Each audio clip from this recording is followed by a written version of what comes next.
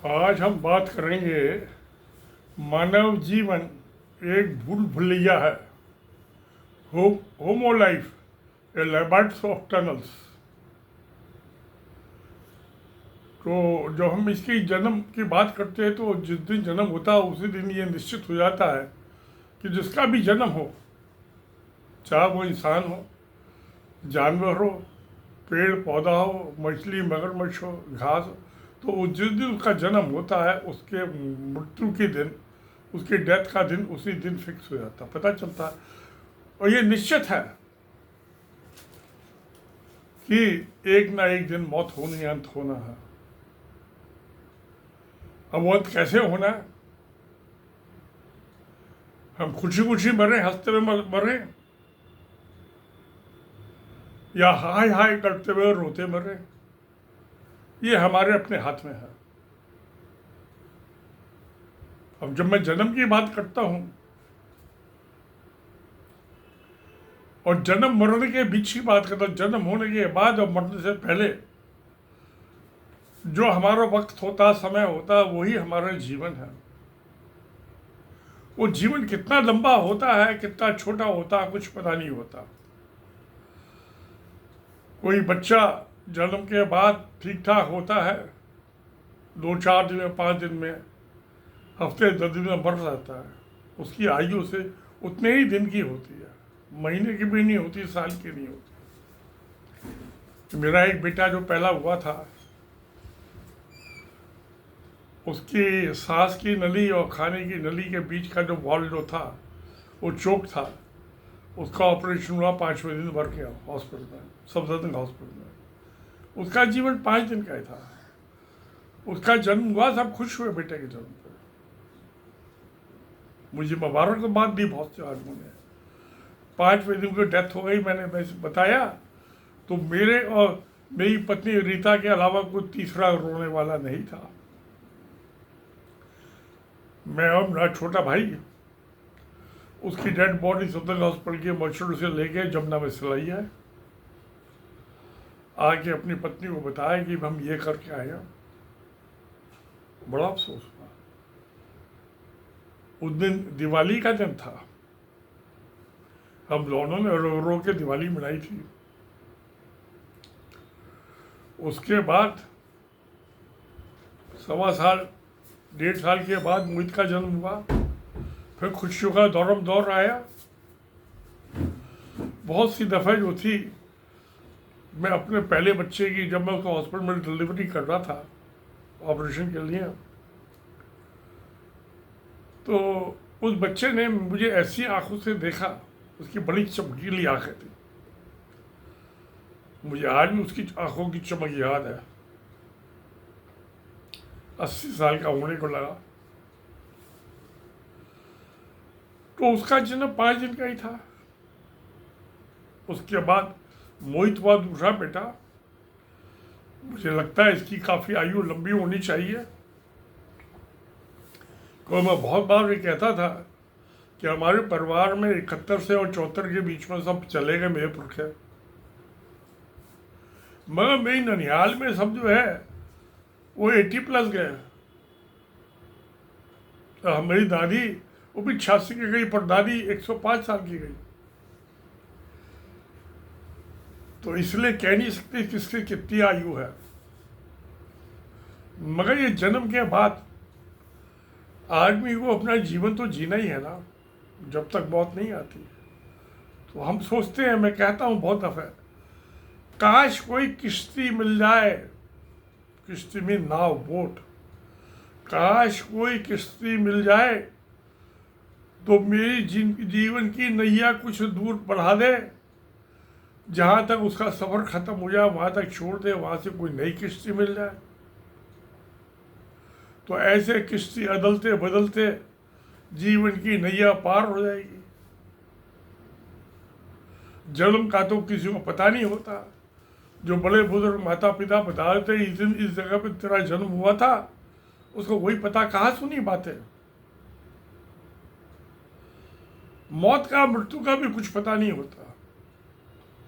एक दफ़े मेरा छोटा भाई महेश, मैं रोनी में उसके घर बैठा था, उसने कहा मैं सोच रहा हूँ बुढ़ा हो गया हूँ बहुत,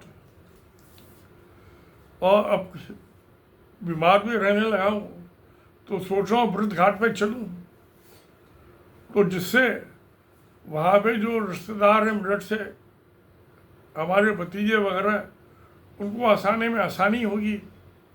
मैंने कहा भाई महेश, मैं तो साथ चलने को तैयार हूँ, तुम जहाँ चाहो वहाँ ले चलो मुझे, मगर कुछ ना तो तुमने रजिस्टर लेके बैठना, ना मैंने रजिस्टर लेके बैठना, अटेंडेंस लगानी है कि मेरी मैयत में कौन आया कौन नहीं आया, कौन प्रेजेंट था, किसकी एब्सेंट लगाऊं।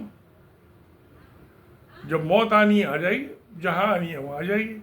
कोई आएगा ठीक है, नहीं आएगा ठीक है, उसकी अटेंडेंस थोड़ा लगानी है। मेरे मरने से किसी के आने ना आने से कोई फर्क थोड़ा पड़ना है। तो ये है जन्म से मरने की दास्तान। इसमें हमें बहुत सी दावें मिलती हैं, किस्तें मिलती हैं, बहुत से आदमी मिलते हैं, बहाने मिलते हैं जो हमारी नैया को, जीवन की नैया को आगे बढ़ा देते हैं। पूरा पूरा सफर तो नहीं साथ कर दे पाते। रीता मेरी पत्नी भी जो है पूरा सफर नहीं दे पाई, 21 साल पहले मर गई, जो जीवन साथी थी, लाइफ कंपेनियन थी। एक दफे में भाई ने कहा विष्णु, वो रीता के फोटो पर माला कोई लगा दो। मैं कहा रीता दुनिया से के लिए मर गई, मेरे लिए जिंदा है, उसके लिए मेरी याद जो है, उसकी याद मेरे जिंदा है। और हमेशा वो जैसे जीते जी मुझे बढ़ावा देती थी काम करने के लिए, सहयोग देती थी, आज भी देती है। मेरी डॉक्टर ला कृतिका, मैं आर्टिकल वाला लिखता था, किताब लिखता था, वो भी मुझे बड़ा इंकरेजमेंट देती थी, बड़ी सपोर्टिव थी कि पापा कह रहे इतना बंदा लंबा मत लिखो कि 5-5 महीने लिख जाए, रात दिन लिखे, छोटा छोटा लिखो। उसने भी, कृतिका ने भी मुझे हमेशा एंकरेज किया, सपोर्ट किया, जैसे कि रीता ने किया था, बेटे ने नहीं किया कभी। तो ये चीजें होती हैं जिंदगी में।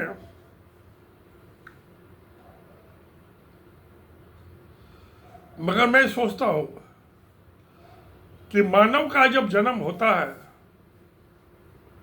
तो भगवान का संदेशा लेके आता, मैसेज लेके आता है कि भगवान खुश है। और जितने ज्यादा बच्चे पैदा होते हैं उतनी ही बार हर बच्चे के साथ भगवान का संदेशा आता है कि भगवान खुश है। इसका मतलब जितने ज्यादा बच्चे हुए किसी परिवार में, उतना ही ज्यादा भगवान खुश हुआ उससे, और उस परिवार को ब्लेसिंग्स देता, आशीर्वाद देता है। तो ये भगवान की खुशी का इजहार है। हर आने वाला बच्चा भगवान की खुशी हमारी झोली में डाल के जाता है उस बच्चे के साथ साथ।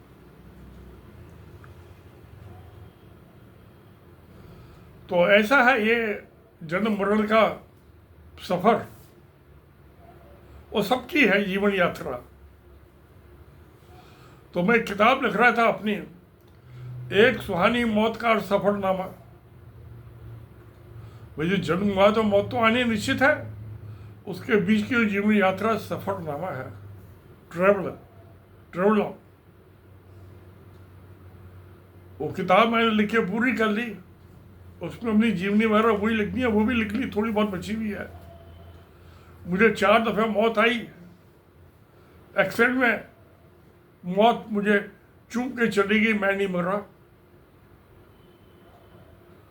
एक तो वो चैप्टर जो है इनकम्प्लीट है, एक मेरा अपनी लाइफ अबाउट द ऑथर, लेखक की जीवनी, बाकी सारी किताब कंप्लीट है।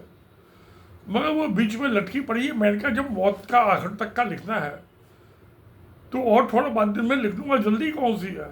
सफरनामा तो तभी कंप्लीट होगा ना मेरी जीवन यात्रा, जिस दिन मेरी मौत होगी, मगर शायद उस दिन मैं लिख नहीं पाऊंगा। तो मेरे पास एक मेरा असिस्टेंट था, सनोवर अंसारी, मैंने उसकी ड्यूटी लगाई है, उसको किंडल पे पब्लिश करना है और पेपर फॉर्म में भी इसको छपवाना है। तो एक शशिकांत है, वो मेरे पास कंसल्टेंसी के लिए आते रहते, उनके बेटे ने खुदकशी कर ली, पता नहीं हत्या हो गई क्या हुआ।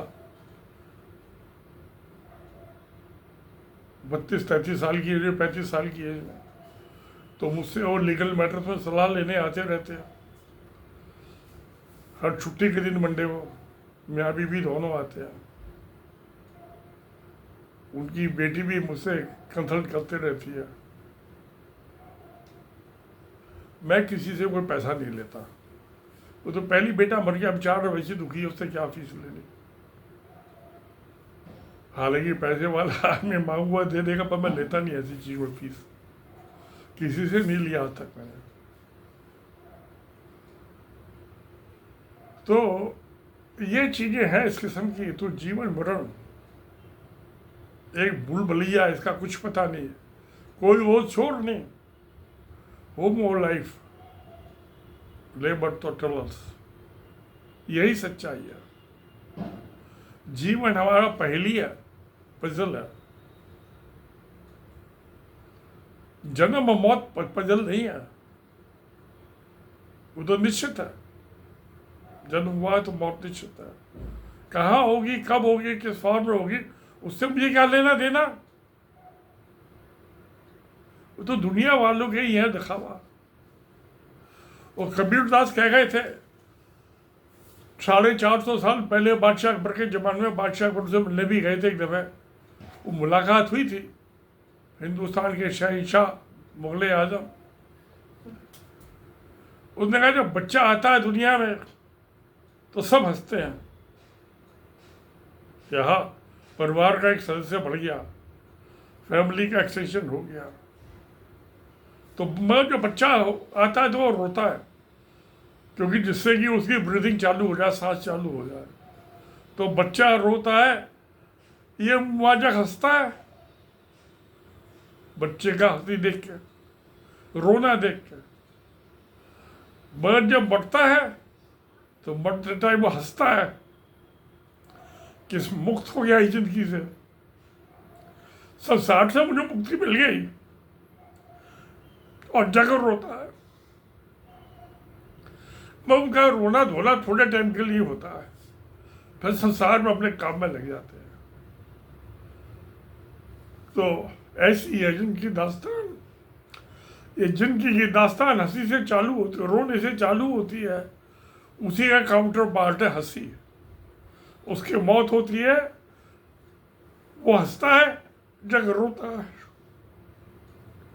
तो इन दोनों के झूलों के बीच में वो झूला झूलता रहता है, हंसता रहता है। हंसो गाओ खुश रहो, खुश रहना है जिंदगी का काम है, नाम है जिंदगी का काम है। मनी मिंटिंग नहीं है, ये कफन में जेब नहीं होती है, ये सारे पैसे ही छूट जाएंगे, ये महल चौबारे सब ही छूट जाएंगे, कहीं कुछ नहीं बचेगा। ये हड्डियाँ जो हम लेके आए थे कार्टलेस, वो हड्डियाँ भी दुनिया में यहीं छोड़ जाएंगे, कुछ नहीं लेके जाएंगे। तो हंसो गाओ, खुशियाँ मनाओ और खुशियाँ बांटो। धन्यवाद, नमस्कार, जय हिंद।